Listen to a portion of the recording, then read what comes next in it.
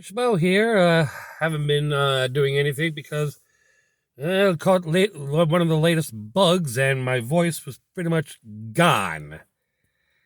I mean, I was mute even for a couple of days. So yeah, it feels good to talk again.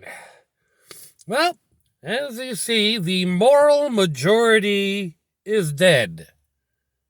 Now to explain what I'm talking about. Here's the swerve.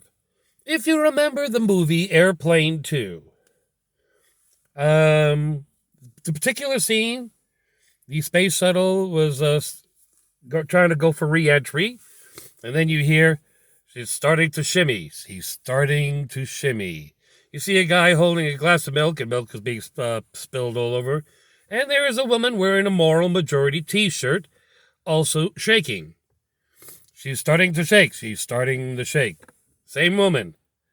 You get the idea. Well, the woman who is wearing the moral majority T-shirt, Francesca, quote, Kitten, unquote, Natividad, an exotic dancer, passed away. Now, you're going like, well, you said the moral majority did. Well, that's her most famous scene, is wearing that T-shirt in Airplane 2. Yeah, she was in a couple of others. My Tutor, very, very, very brief appearance in Dolly Parton's Best Little Whorehouse in Texas. Night Patrol, if you actually do remember that one. And there was a few others, of course.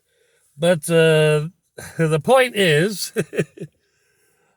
simply put, sometimes, when it comes to movies, it's those silly things or the unexpected that really catch your eye on it.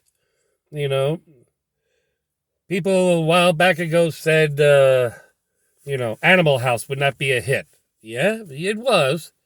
In the 80s, people said Porky's would not be a hit. It's a cult classic. And it took all the way up to American Pie to strike that gold of comedy again. What do they all have in common? They're not politically correct. Comedy is supposed to be comedy, a satirical look on life, regardless of what the subject is. Blazing Saddles is the best example. Couldn't air it today, though they are going for it anyway, which I give thumbs up. But it was a parody on how America looked at African Americans. And the parts written by Cleavon Little were written by Richard Pryor. And they're saying, this was degrading to African Americans. When an African American writes it, how can it be degrading? Mel Brooks said, look, Richard, you can put this in a better perspective than I can. He goes, yeah, no problem. I can do that. And there it was. Richard Pryor writing the rights of Sheriff Bart in Blazing Saddles. When you got comedians who are, and they will not shy away of the fact that they are just as more on the liberal, progressive, Democrat, whatever term you want to use, the left side, and they're going like, you're killing comedy. This should say something. A whole lot of people are having extreme doubts on the new cast of Saturday Night Live because they're so one-sided and afraid to dab into the danger zone like their predecessors. I mean, that should say something right there.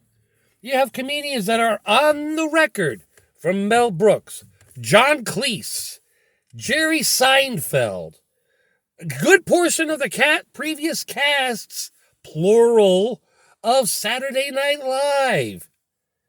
They're all saying the comedians nowadays, they lost their nerve. There is no bite. And those who try to do the comedy in their one-sided way, hint Ghostbusters 2016. If you don't like it, you must be this, that, and the other thing, and don't watch the movie. Well, the G4 tried to do that recently with their YouTube channel and their Twitch channel. They said, don't like it, don't watch it. America went, okay, won't watch it. And they're pretty much all but dead now.